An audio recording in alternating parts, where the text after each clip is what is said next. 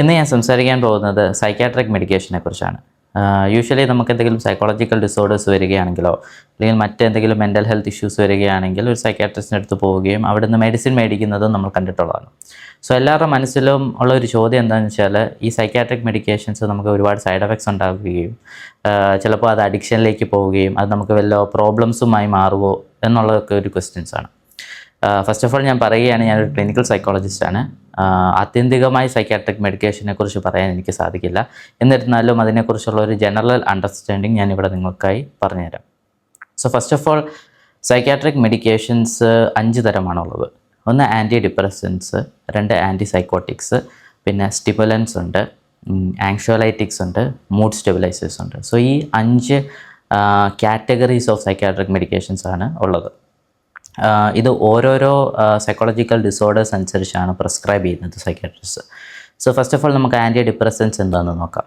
Anti depressants എന്ന് പറയുമ്പം നമുക്കിപ്പം ഒരു ഡിപ്രസീവ് ഡിസോർഡർ വരികയാണ്, അല്ലെങ്കിൽ ആങ്സൈറ്റി, പാനിക് അറ്റാക്ക് ഇങ്ങനെയുള്ള ഒരു ക്രോണിക് ആയിട്ടുള്ള ലെവലിലേക്ക് വരികയാണെങ്കിൽ ആൻറ്റി ഡിപ്രസൻസ് പലപ്പോഴും സൈക്യാട്രിസ്റ്റ് പ്രിസ്ക്രൈബ് ചെയ്യും.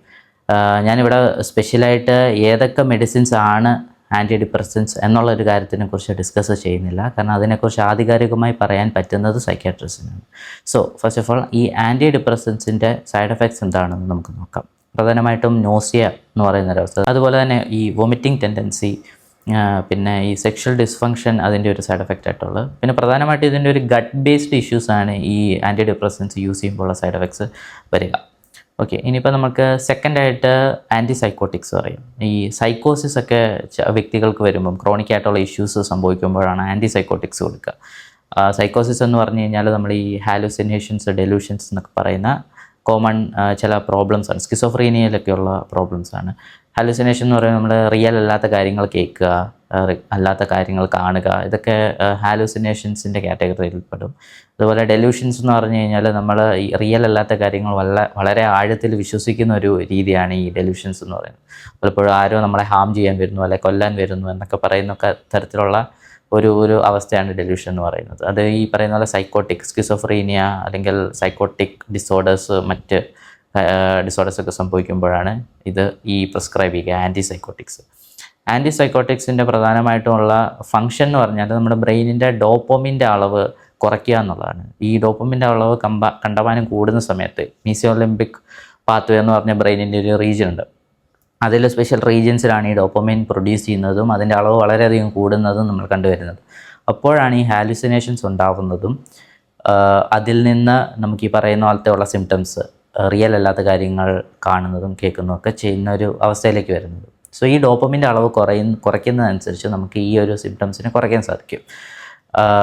പക്ഷേ ഇതിൻ്റെ ഒരു സൈഡ് എഫക്ട്സ് ആയിട്ട് വരുന്നത് ഈ സെയിം ഫങ്ഷൻ കൊണ്ട് തന്നെയാണ്. നമ്മൾക്കിപ്പം ഒരു മൂവ്മെൻറ്റ് ചെയ്യണമെന്നുണ്ടെങ്കിൽ ഈ ഡോപ്പമിൻ്റെ അളവ് ഇമ്പോർട്ടൻ്റ് ആണ്. നമ്മുടെ സ്വാഭാവികമായിട്ടുള്ള ചലനങ്ങൾ, നമ്മൾ നടക്കുന്നതും ഇരിക്കുന്നതും അങ്ങനെയുള്ള ചലനാത്മകമായിട്ടുള്ള എല്ലാ കാര്യങ്ങളും നടക്കുന്നതിൻ്റെ കാര്യം ഈ ഡോപ്പമിനാണ്. സോ ആൻറ്റി സൈക്കോട്ടിക്സ് കൊടുക്കുമ്പോൾ ഈ ഡോപ്പമിൻ്റെ അളവ് കുറയുകയും നമുക്ക് ചിലപ്പം എക്സ്ട്രാ പിരമിഡൽ സിംറ്റംസ്, അതായത് നമുക്ക് മസിൽ സ്റ്റിഫ്നെസ്, അല്ലെങ്കിൽ കയ്യിൽ വിറയൽ, ശാരീരികമായിട്ടുള്ള മറ്റ് വിറയൽ കാര്യങ്ങളൊക്കെ ഇതിൽ നിന്നുണ്ടാവും. ഇതിൻ്റെ ഒരു സൈഡ് എഫക്ട്സ് ആണ്. ഇത് ഫസ്റ്റ് ജനറേഷൻ ആൻറ്റി സൈക്കോട്ടിക്സിലാണ് കൂടുതൽ കണ്ടുവരുന്നത്. അതുപോലെ ഇപ്പം പലപ്പോഴും സെക്കൻഡ് ജനറേഷൻ ആൻറ്റി സൈക്കോട്ടിക്സും തേർഡ് ജെൻ ഒക്കെ വരുന്നുണ്ട്. സോ ഇതാണ് ബേസിക്കലി ഇതിൻ്റെ ഒരു സൈഡ് എഫക്ട്സ് ആയിട്ട് പറയുന്നത്. അതുപോലെ സെഡേഷൻ, ഡ്രൗസിനെസ്സും ഒക്കെ ഇതിൻ്റെ ഒരു ഇതാണ്. പലപ്പോഴും കൂടുതലായി ഉറങ്ങുന്നത് നമ്മൾ കണ്ടുവരുന്നതാണ് ഈ ആൻറ്റി സൈക്കോട്ടിക്സ് യൂസ് ചെയ്യും. ഇനി മൂന്നാമത്തേത് ആങ്ഷ്വലൈറ്റിക്സ് എന്ന് പറയുന്ന ഒരു വിഭാഗമാണ്.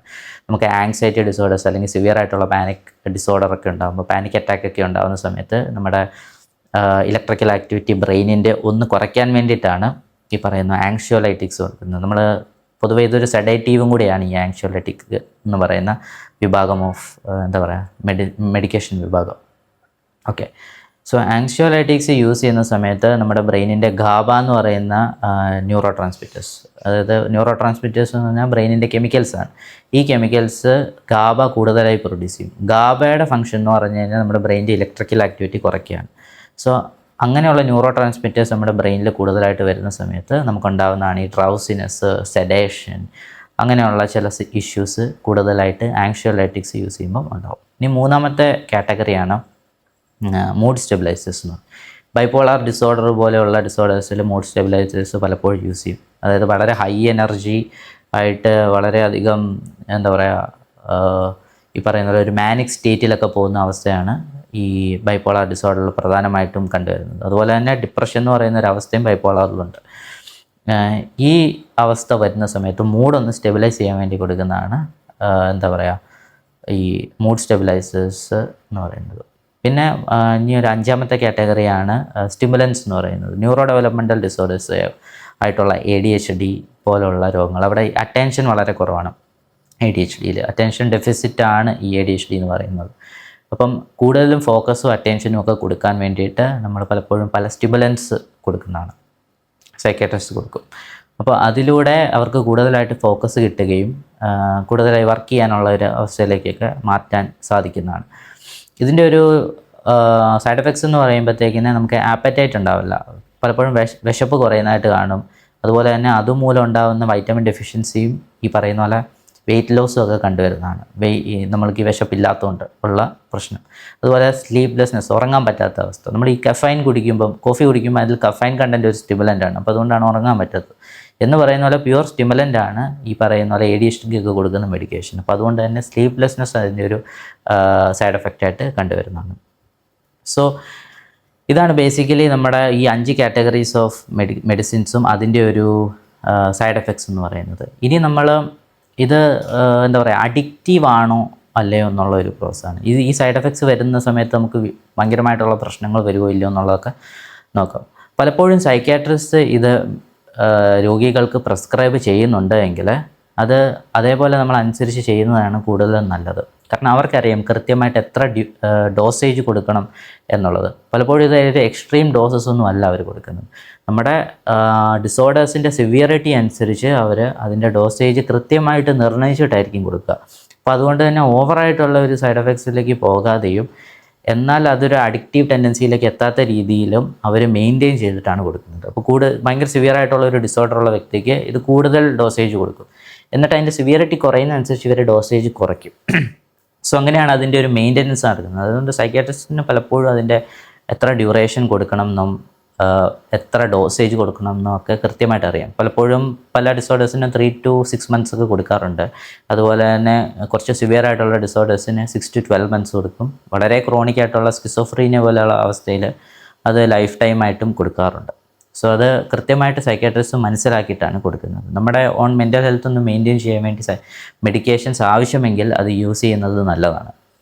പക്ഷേ ഇവിടെ പ്രധാനമായിട്ടൊരു വിഷയം വരുന്നത് അല്ലെങ്കിൽ ഒരു പ്രോബ്ലം വരുന്നതിൻ്റെ കാര്യം, നമ്മളിവിടെ സൈക്കോതെറാപ്പി എന്ന് പറയുന്ന ഒരു ഫാക്ട് മനസ്സിലാക്കാതെയും അതിൽ പോവാതിരിക്കുകയാണ് ചെയ്യുന്നത്.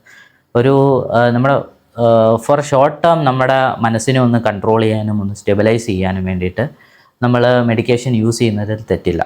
ബട്ട് എന്നാലും നമ്മുടെ ലോങ് ടേമിലേക്ക് നമ്മൾ ഈ ഡിസോർഡേഴ്സിനെ നമ്മളെങ്ങനെയാണ് നമ്മളതിനെ ഓവർകം ചെയ്യുന്നത്, നമ്മുടെ മൈൻഡിനെ കൺട്രോൾ ചെയ്യുന്ന അവസ്ഥയാണ്. ഈ മൈൻഡിനെ കൺട്രോൾ ചെയ്യുന്നതെന്ന് പറഞ്ഞാൽ നമ്മുടെ വികാരങ്ങളെ കൺട്രോൾ ചെയ്യുക എന്നുള്ളതാണ് അതിൻ്റെ അർത്ഥം.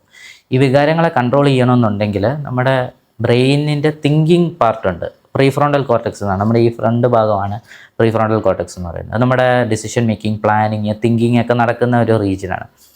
ഈ പ്രീഫ്രോണ്ടൽ കോർട്ടെക്സ് ആണ് നമ്മുടെ ഇമോഷണൽ ബ്രെയിനിനെ കൺട്രോൾ ചെയ്യുന്നത്. അപ്പോൾ കൂടുതലായി നമുക്ക് ഒരു മെറ്റാകോഗ്നേറ്റീവ് എബിലിറ്റി, അതായത് നമ്മുടെ തോട്ട്സിനെ കുറിച്ച് തന്നെ അവെയർ ആവാൻ പറ്റുന്ന ഒരവസ്ഥ വരികയാണെങ്കിൽ നമുക്ക് നമ്മുടെ ഇമോഷൻസിനെ കൺട്രോൾ ചെയ്യാൻ സാധിക്കും. അപ്പോൾ നമ്മൾ പെർമനൻ്റ് ആയിട്ട് നമുക്ക് അങ്ങനെ ഒരു ഇമോഷണൽ ഇൻഹിബിഷൻ അല്ലെങ്കിൽ ഇമോഷണൽ കൺട്രോൾ കിട്ടണമെന്നുണ്ടെങ്കിൽ നമ്മൾ സൈക്കോതെറാപ്പിയിൽ വരണം. സൈക്കോതെറാപ്പിയിൽ ആക്ച്വലി ചെയ്യുന്നത് ഈ തോട്ട്സിനെ മനസ്സിലാക്കുകയും അതിനെ എങ്ങനെ കുറച്ചും കൂടെ സ്ട്രോങ് ആക്കാൻ സാധിക്കും, അതുപോലെ തന്നെ നമ്മുടെ ഇമോഷൻസിനെ ലേബൽ ചെയ്യാനും അതിനെ കൺട്രോൾ ചെയ്യാനും ഒക്കെ ഒരുപാട് ടെക്നിക്സ് യൂസ് ചെയ്യണം. അപ്പോൾ പ്രധാനമായിട്ടും നമ്മൾ നമ്മുടെ മൈൻഡിനെ കൺട്രോൾ ചെയ്യാനുള്ള ഒരു ലോങ് ടേം സ്ട്രെങ്ത്താണ് അവിടെ ഗെയിൻ ചെയ്യുന്നത് സൈക്കോതെറാപ്പിയിലൂടെ. അപ്പം എത്രയൊക്കെ മെഡിസിൻസ് കഴിച്ചാലെന്ന് പറഞ്ഞു കഴിഞ്ഞാൽ നമുക്കൊരു ലോങ് ടേം ഒരു ചേഞ്ച് വരണമെന്നുണ്ടെങ്കിൽ, ഒരു ട്രാൻസ്ഫോർമേഷൻ വരണമെന്നുണ്ടെങ്കിൽ സൈക്കോതെറാപ്പി വളരെ ഇമ്പോർട്ടൻ്റ് ആണ്. സോ ഇത് രണ്ടും കൂടെ കപ്പിൾ ചെയ്ത് മുന്നോട്ട് പോവുകയാണെങ്കിൽ ഏറ്റവും ബെസ്റ്റായിട്ടുള്ള ഒരു മെൻ്റൽ ഹെൽത്ത് ട്രീറ്റ്മെൻറ്റ് എടുക്കാൻ സാധിക്കുന്നതാണ്. സോ ഇതാണ് ബേസിക്കലി എന്താ പറയുക സൈക്കോതെറാപ്പിയുടെ ഒരു ഇമ്പോർട്ടൻസ്, അതുപോലെ സൈക്യാട്രിക് മെഡിക്കേഷൻസിൻ്റെ ഇമ്പോർട്ടൻസും പറയാം.